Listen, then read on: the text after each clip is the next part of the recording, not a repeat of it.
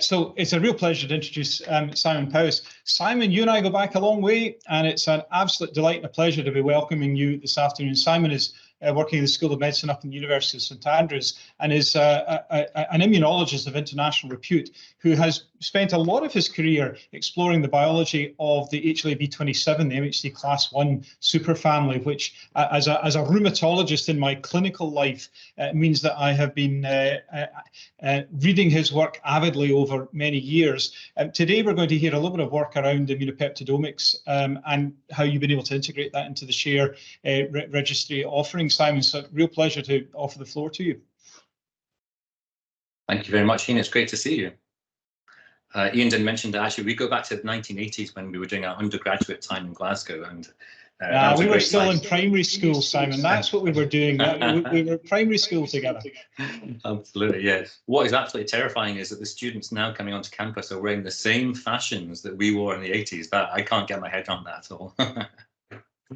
Anyway, I'm going to have to do the old-fashioned sharing here because I don't have the updated button on Teams, but let's see. Oh, it's taking for ages.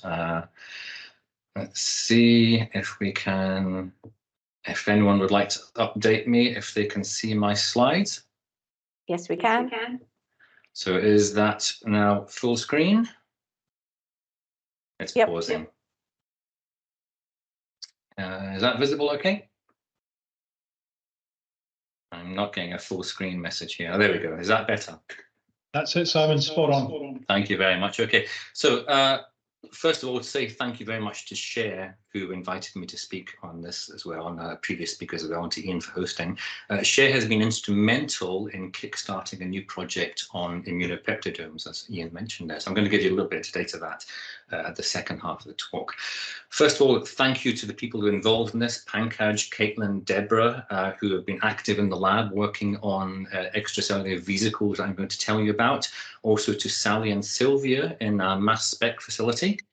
This is a heavy mass spec facility project, and we're absolutely dependent on their fantastic expertise. And then I'm going to touch very, very briefly on a project that we've just finished in data analyzing on COVID-19, and consultant Devesh Dasmana in Kakodi, NHS 5, has been instrumental in getting many of the samples for that. So thank you very much to them. So what I'm going to talk to you today is a little bit about a field called extracellular vesicles that you might not be totally aware of. So an introductory slide, thanks to Prof. Ryler from Finland for allowing me to show this slide that she did in the review. In the center here, we have a cell line that if you've ever read anything or worked on breast cancer at all, you'll be familiar with the breast cancer cell line MCF7. So sitting here in a collagen matrix in the center, but today I'm not interested in the actual cells. What I'm interested in telling you about is all this extra material which is being released by the cells. So you can see there's lots of the protrusions which have little nodules on the end which are releasing these things as well. But there's a huge array, a huge universe of what we call these extracellular vesicles which are released into the environment. In the context of cancer, we know that these vesicles can modify the environment nearby to create metastatic niches. So they are really clinically important, and I want to tell you a little bit about them today in terms of the immune system. What are extracellular vesicles? Well, they range from very small things which are not membrane bound, but are particles, extracellular particles, up to larger ones. The majority of people working these days are on the extracellular vesicles that lie within the 50 nanometer to 200 nanometer range. For comparison, that's about the same size as a COVID or an influenza virus. We're in the small range of particles. And as indicated here on the right-hand side, there are quite a range of them. True exosomes, which are very popularly worked on, are those that come from the endosomal compartment, part of this multivesicular body structure. So they generated inside and then released externally. But many membrane or many particles or extracellular vesicles also come from the cell surface as well. The important things about them, as I hinted in cancer, is that the extracellular vesicle cargo includes bioactive proteins, lots of RNA, microRNA species as well as lipids as well. So they are delivering locally and at distance many biologically active components around the body.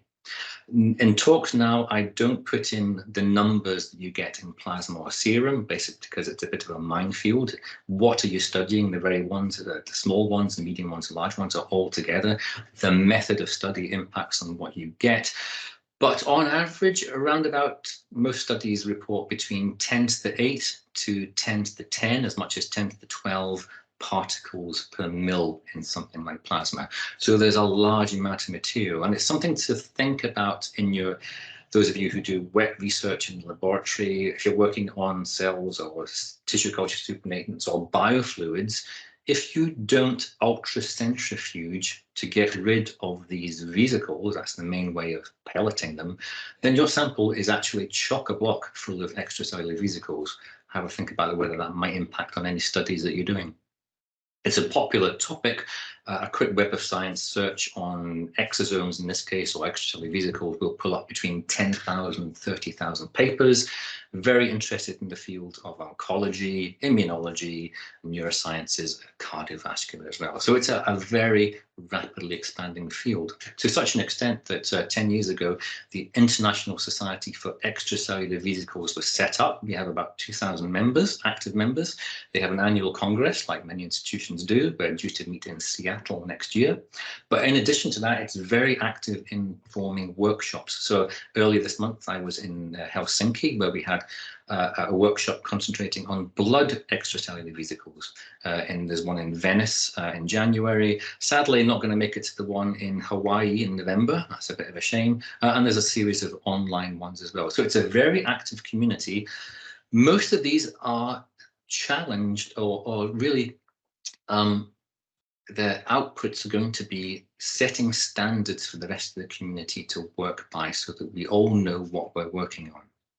And indeed, the needs of the community are such that we also set up, ISCV also set up its own journal, Journal of Extracellular Vesicles. It's in its about 10th year now.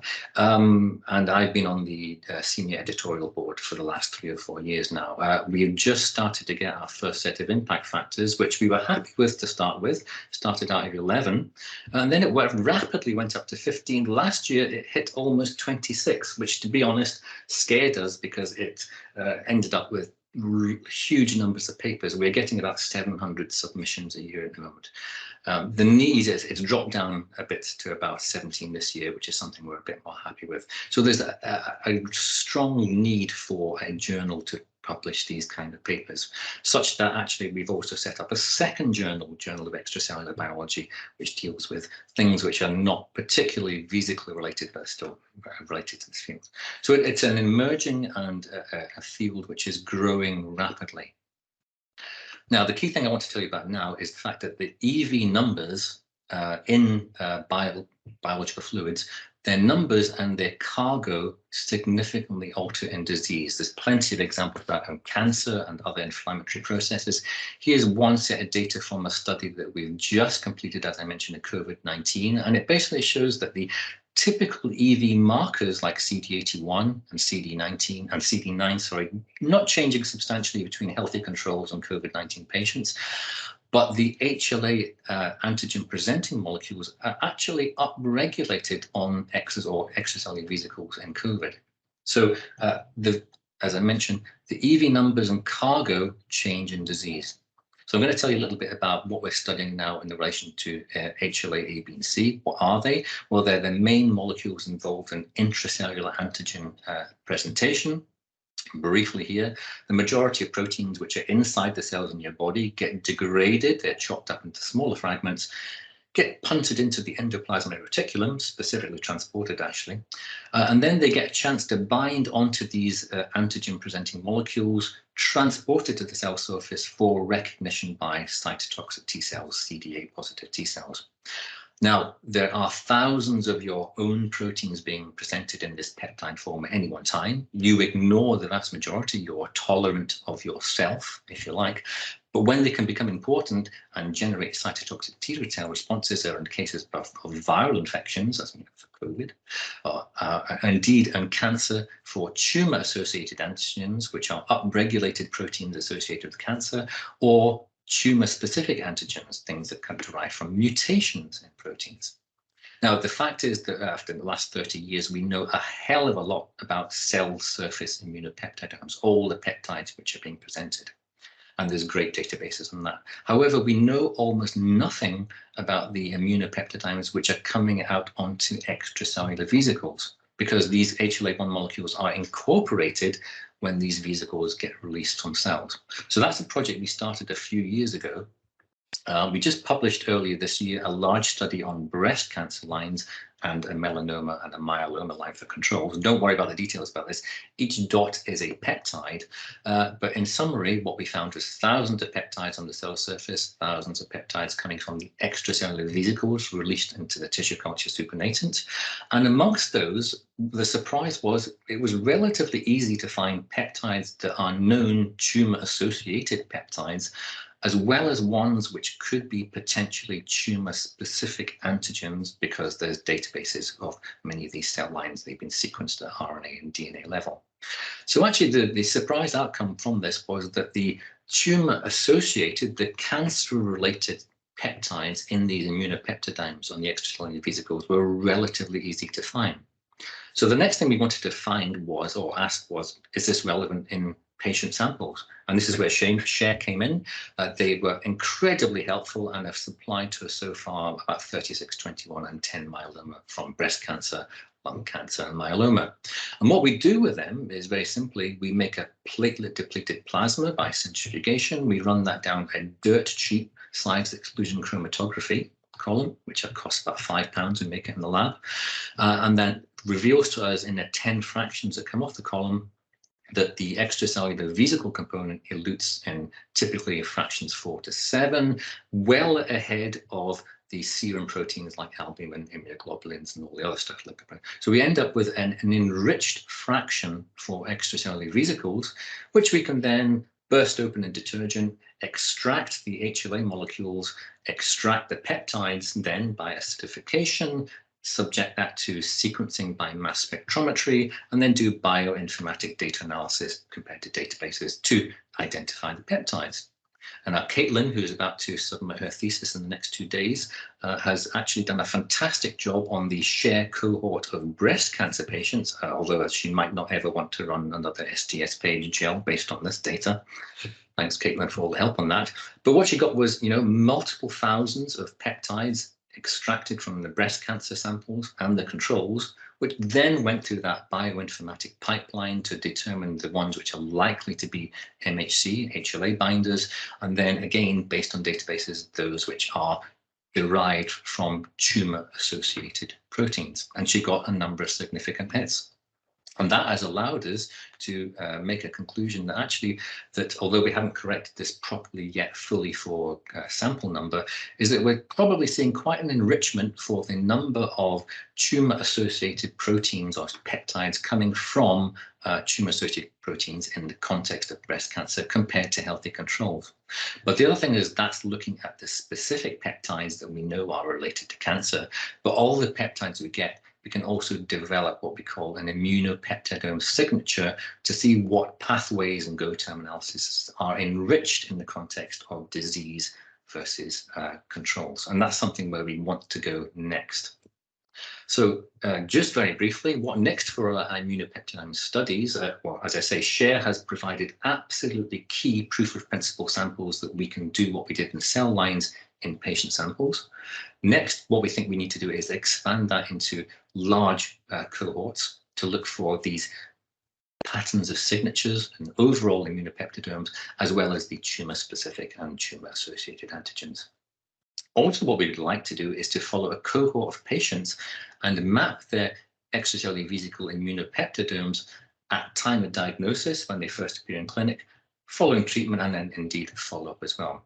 And then one of the things that COVID has delayed us, unfortunately, where we'd hope to be is to be able to subfractionate the extracellular vesicles within plasma samples to extract the cancer-specific or disease-specific extracellular vesicles so that we can then get the specific immunopeptidome map of those. And then ultimately, yeah, we need mass spec is fantastic. For 30 years, it has revolutionized immunopeptidomes. But ultimately, we need to augment that with technologies that will give us single peptide sequencing, because that's not really possible with mass spec. And if anybody out there want to collaborate on novel technologies that will access us and move us towards single peptide sequencing, get in touch, because this kind of technology is exactly what we have to incorporate into our next studies. We are lucky in Scotland that we've got a number of key individuals who are excellent in EV research, and I'd like to try and build us towards a Scottish multidisciplinary, multi-university centre for EV research in the future and see how that goes. So I'm going to stop there. Thank you very much for your time today, and I'll be happy to take any questions which arise. Thank you very much. Not to everyone, but Simon, that was fabulous. And the first thing to say is what a lovely example of actually laboratory science being facilitated by the SHARE registry, which I think, initially we've spent quite a bit of time, I think quite rightly, thinking about the NHS infrastructure and how all of those resources make Scotland a go-to place. And we heard a lot about trial recruitment, but here's the creation of a biological proof of concept. And I have to say, I found that really, really engaging, given that having been a translational biologist for more years than I care to remember.